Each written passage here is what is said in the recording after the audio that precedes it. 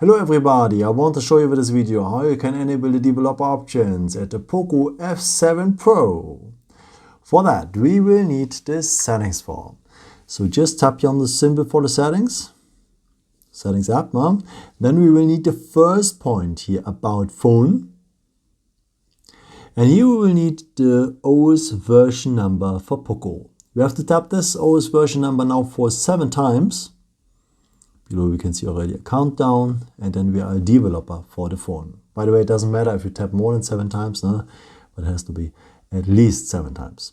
Okay, but where are the developer options right now? So let's go back here one step so that we are back in the general settings, And then let's scroll down now to the point additional settings. And almost at the end of the list, we will find the developer options. Okay, now you can do the stuff you wanted to do, maybe to enable the stay awake mode or the USB-Debugging or so much more. And if you're ready with the stuff you wanted to do, you can also disable the developer options here on top, like that. Then that requires a restart of the phone, but doesn't matter.